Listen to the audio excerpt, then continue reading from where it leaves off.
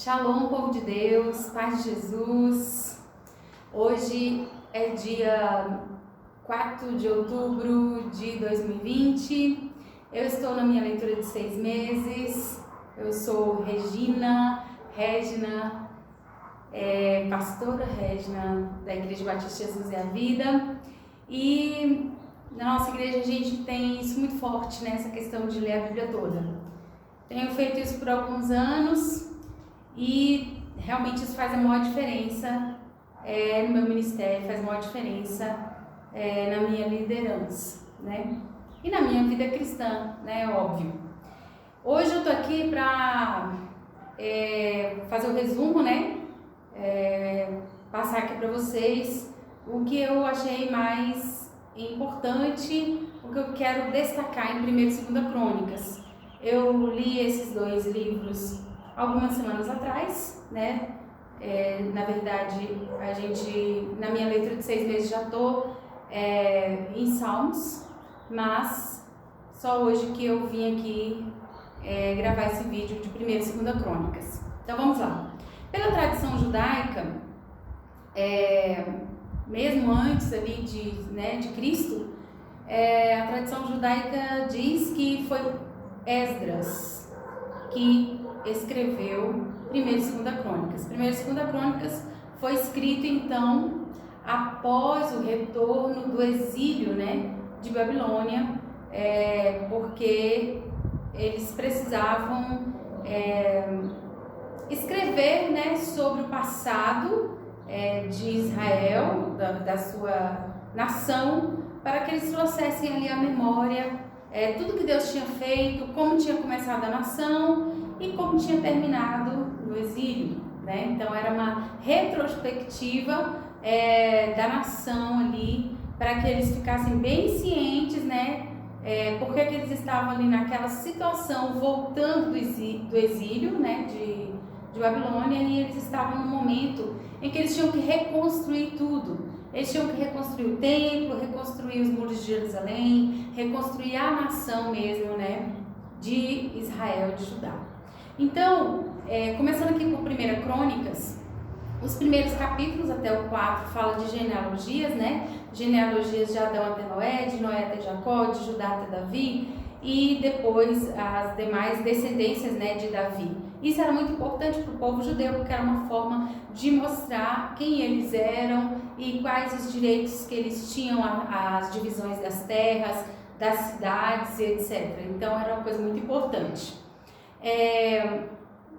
Do capítulo 5 até o 8, né, nós temos as genealogias das demais tribos, que também são citadas ali, porque havia poucas pessoas que ainda tinham sobrado, né, das outras tribos, das 10 tribos, mas ainda tinha pessoas, né, que tinham continuado, porque se agregaram ao reino de Judá antes do exílio, né, de Babilônia. A partir do capítulo 9, né, então, nós vemos a citação dos habitantes de Jerusalém, depois da volta do cativeiro. Do capítulo 10 até o capítulo 29, nós vemos a história do reinado de Davi. Então, é toda uma retrospectiva do reinado de Davi, fala do fim do reinado de Saul, né, naquele dia lá, que morreu Saul e seus filhos numa batalha contra os filisteus. O capítulo 11 de 1ª Crônicas fala da unção, né, de Davi sobre as 12 tribos. O capítulo 13 fala da volta da arca, né, para Jerusalém. A arca de Jerusalém, a arca estava fora de Jerusalém porque tinha ficado lá com os filisteus devolveram para o povo de Israel, mas ficou numa cidade bem próxima dos filisteus, que chamava Kiriat Jearim. Mas nessa primeira tentativa de trazer a arca, né, no capítulo 13 fala que Uzá, um levita, provavelmente um levita, não bem informado, ou uma outra pessoa, né, que não era levita, tocou na arca e morreu. Isso entristeceu muito a Davi, e depois de 3 meses, né, Davi organizou tudo direitinho, agora com os sacerdotes, com tudo certinho, para retornar a arca para Jerusalém. E nesses 3 meses a arca ficou então na casa de Obed-edom por 3 meses, né? E a sua casa foi abençoada. Lembrando, né? Lembrei aqui que só quem podia carregar a arca eram os sacerdotes. E eles não podiam nem tocar na arca, né? Eles tinham que usar aqueles varais para segurar apenas nos varais. E eram os sacerdotes que tinham que carregar a arca. Então, sobre essa história, toda essa história, né, de Davi, todas as suas conquistas, tudo que ele fez, você pode ver também o meu vídeo de 1º e 2 Samuel, que tem muita coisa lá sobre a história de Davi. Então, o capítulo 15 mostra que a arca voltou para Jerusalém, eles fizeram uma grande festa. No capítulo 16, nessa mesma circunstância da volta da arca, tem um cântico de Davi lindo, vale a pena ler. Do capítulo 17 até o capítulo 20, fala de diversas vitórias, né, de Davi. Algumas delas também estão escritas lá em 2 Samuel. No capítulo 21, a gente vê o único erro citado de Davi aqui em 1 Crônicas, que é o erro de numerar o povo. Ele numerou o povo e o profeta Gade falou para ele, né? Olha, escolhe 3 coisas. Deus mandou esse recado pelo profeta Gade. Escolhe 3 coisas. Primeira opção, 3 anos de fome. Segunda opção, 3 meses de derrotas militares. E terceira opção, 3 dias de peste. E Davi então falou assim: melhor que eu caia nas mãos de Deus do que nas mãos dos homens. Então veio uma peste sobre Israel por 3 dias e morreram 70.000 pessoas. Coisas que a gente não entende muito bem, mas com certeza no mundo espiritual tinha alguma razão, alguma explicação. Amém? E então esse é o único erro citado de Davi nesse livro de 1 Crônicas. Nós não vemos todas aquelas coisas que aconteceram mais pessoais na vida de Davi, como aquele adultério, os problemas dos filhos, né, de Davi não são citados aqui em 1 Crônicas. Agora, do capítulo 23 até o 29, fala de toda uma organização que Davi fez antes da sua morte. Davi organizou todas as questões, né, dos sacerdotes, do sacerdócio, né, em geral, ali em Jerusalém, no futuro templo e onde estava a arca, né, naquele momento. Ele organizou a questão dos levitas, dos cantores, dos preparativos para Salomão construir o templo. Então, são vários capítulos, do 23 até o 29 de 1 Crônicas, que fala sobre essa organização. Eu gosto muito, e ali cita o nome de muitas pessoas, né, de muitas famílias que serviam na casa do Senhor. Eu gosto muito dessa parte porque vocês sabem, né, o pessoal da nossa igreja sabe que eu gosto muito desse negócio, onde está escrito o nome das pessoas, o que as pessoas fizeram. Eu acho isso tremendo. E a palavra de Deus fala que no céu há vários livros, né? E tomara, né? Deus abençoe, Deus me abençoe, Deus te abençoe, que o nosso nome esteja escrito nesses livros, né, do céu. Não somente no livro da vida, né, que tem a ver com a nossa salvação, mas também em outros livros, né? Eu creio que no céu tem muitos livros. Então vamos passar para a 2 Crônicas. 2 Crônicas. Do capítulo 1 a 9 fala da história de Salomão, que também, né, tem lá no meu vídeo de 1º e 2 Reis, tudo sobre a história de Salomão. Tudo não, né, amados? Alguns pontos, né, principais. Então, do capítulo 1 ao 9 fala só da história de Salomão até a sua morte. Você pode ver lá no livro de 1 Reis, né? Já começa a falar sobre Salomão. E no meu vídeo de 1 e 2 Reis tem lá sobre isso. E do capítulo 10 ao 36 fala dos reis de Judá. Então, 1 Crônicas, 2 Crônicas, não fala dos reis de Israel, das 10 tribos, né, do reino do norte. Fala apenas dos reis de Judá. Só cita os reis de Israel quando tem um conflito com o reino do norte, com o reino das 10 tribos, né? Só cita esses reis né, do Reino do Norte, quando tem algum problema com eles. E então do capítulo 10 até o capítulo 36 fala somente, especialmente, né, dos diversos reis descendentes de Davi que foram reinando no reino de Judá, até o último capítulo 36, quando eles são levados para o cativeiro em Babilônia, e termina o capítulo 36 falando do decreto de Ciro, rei da Pérsia, que autorizou o retorno dos judeus para Jerusalém e cidades, né, ao redor, para que eles construíssem o templo. Então, vai falando do capítulo 10 até o 36, vai falando de todos os reis de Judá, de Roboão até o último rei, né, que foi Josias, e depois os seus filhos já foram, né, levados em cativeiro. Vai falando de todos esses reis, destacando mais os aspectos espirituais desses reis, como eles se relacionavam com Deus, como eles respondiam aos profetas, né? Que atitudes eles tinham para com a vida espiritual do reino de Judá.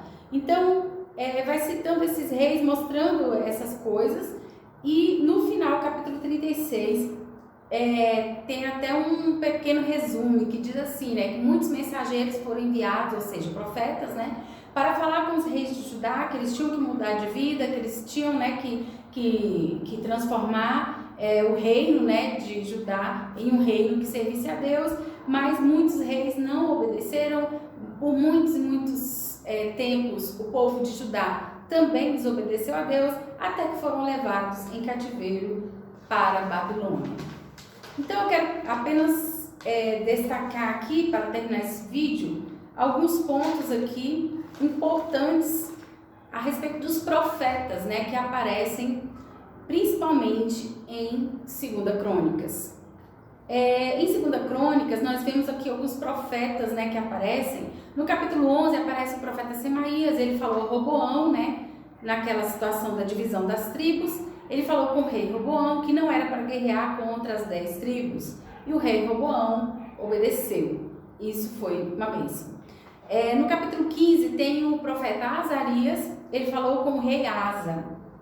No versículo 2, é um versículo lindo, né? 15:2. O Senhor está convosco, enquanto vós estáis com ele, e se o buscardes, o achareis, porém, se o deixardes, vos deixará. Asa, né, o rei Asa, ouviu essa palavra, né, do profeta Azarias, e o rei Asa então renovou a aliança do povo com Deus. Foi um tempo ali de renovação espiritual do rei Asa e do povo de Deus com o Senhor Deus de Israel. Amém? Nós vemos também no capítulo 18 o profeta Micaías. Esse profeta Micaías era muito assim, diferente, né? Ele era um profeta do reino do norte, né? Ele foi um profeta da época de Acabe, e o rei Josafá fez um acordo com Acabe para que eles fossem para uma batalha contra a Síria. E tinha um monte de profetas lá na corte, né? No reinado lá de Acabe, mas eram profetas que só falavam o que Acabe queria ouvir. Eram profetas que só falavam coisas boas, mas não eram coisas que vinham de Deus, né? E já o Micaías, naquele momento, era o único profeta que estava falando o que realmente Deus mandava. E ele profetizou, né? O Micaías profetizou ali, falou para Josafá e para Acabe que ia dar tudo errado naquela batalha, e realmente se cumpriu essa palavra de Micaías. Acabe morreu naquele dia. Ele morreu porque tinha chegado realmente o juízo de Deus sobre a vida dele. Acabe tinha levado o reino, né, do norte de Israel a níveis altíssimos, né, de idolatria, de adoração a Baal, por causa da rainha Jezabel, né, esposa de Acabe. Então, vemos então no capítulo 19 que depois de Josafá se envolver com Acabe, isso desagradou muito a Deus, e o profeta Jeú repreendeu Josafá, o rei Josafá, que havia se envolvido, né, lá com Acabe, não era da vontade de Deus isso, e o rei Josafá aceitou a repreensão de Jeú, isso é importante, aceitou a repreensão de Jeú e chamou todo o povo do reino de Judá para renovarem a aliança com Deus. E o povo atendeu, né, esse chamado de Josafá e tiveram ali um tempo de oferecerem sacrifícios, de fazerem festa em Jerusalém, festas santas, né? E renovaram a sua aliança com Deus naquele tempo ali na vida de Josafá. O rei Josafá aceitou aquela palavra do profeta Jeú no capítulo 19 e foi uma bênção. Todas as vezes que os reis atendiam o chamado dos profetas, era uma bênção, né? Fica aí a lição para nós. No capítulo 20, fala de um outro profeta, era o Jaaziel, levita dos filhos de Asaf. Os filhos de Asaf eram envolvidos com a parte do louvor, né, da adoração, da cantoria no templo, né? E ele profetizou também na época de Josafá. Ele profetizou quando a Síria vinha contra Judá em grande multidão. E aí Deus falou, né, por meio de Jaaziel, versículo 17, nessa batalha não tereis que pelejar. Glória a Deus. Aleluias. 2 Crônicas, capítulo 20, viu? Versículo 17, nessa batalha não tereis que pelejar. Josafá e os levitas adoraram e louvaram. E Josafá falou assim, versículo 20, crede no Senhor vosso Deus e estareis seguros. Crede nos seus profetas e prosperareis. Foi Josafá que falou isso. Então vamos crer, né, no Senhor. Vamos crer para que estejamos seguros. E vamos crer nas profecias. Vamos crer naqueles que pregam a palavra de Deus verdadeira. E nós vamos prosperar. Amém? Em nome de Jesus. E por último, eu quero falar de um profeta que o nome dele não foi citado no capítulo 25. Ele falou com o rei Amazias. Amazias foi o filho do rei Joás. O rei, né, Amazias, ele tinha pago por 100.000 homens de Israel para que fizessem parte do seu exército. Mas o profeta, né, sem nome, chegou para ele e falou assim: olha, não fique com essas pessoas, com esses soldados de Israel, porque Deus não está mais com o reino do norte, Deus não está mais com o reino de Israel do norte. Então, esse profeta sem nome falou para o rei Amazias: você vai ter uma grande derrota se esses 100.000 homens forem com você. E Amazias falou assim para o profeta, né? Mas eu paguei 100 talentos de prata por esses 100.000 homens, para que eles fossem comigo à guerra. E aí o profeta disse: mais tem o Senhor para te dar do que isso. Talvez daí tenha vindo, né, esse ditado, né, que algumas pessoas falam, né, que mais tem o Senhor para te dar do que o diabo para te roubar. Não sei se vocês já ouviram essa expressão, né? Talvez tenham tirado daqui, né, dessa frase. Mas o profeta falou: mais tem o Senhor que te dá do que isso. Então Amazias sofreu dano, abriu mão de 100 talentos de prata. Sabe o que é isso, amados? Um talento de prata é 45 quilos. Então, 100 talentos seria então 450 quilos de prata. Eu não pesquisei para saber quanto que está agora o quilo da prata, né? Mas é bastante coisa. E ele abriu mão desse dinheiro e foi para a guerra, né? Somente com o exército que era mesmo de Judá. E ele teve suas vitórias lá nessa situação em que ele abriu mão desses 100 talentos de prata. Porque ele já tinha pago, né, por aqueles 100.000 homens de Israel. Então ele não pegou de volta o dinheiro, ele sofreu dano, né?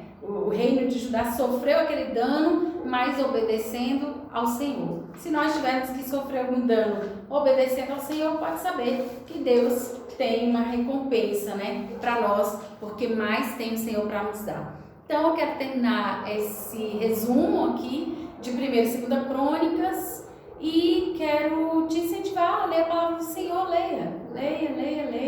Leia o quanto você puder. Se você fez propósito de ler a Bíblia todo esse ano e está atrasado, não desista. Se você tirar vários dias lendo várias horas, se você tirar 2h30, por exemplo, dá para você ler às vezes 30, 40 capítulos. Você pode ir colocando em dia. Amém? Um abração a todos e que Deus te ajude e que Deus nos ajude a ler a palavra dele, a obedecer a palavra dele e a viver realmente acima desse mundo. Amém? Em nome de Jesus. Porque a palavra de Deus é viva e eficaz. Amém.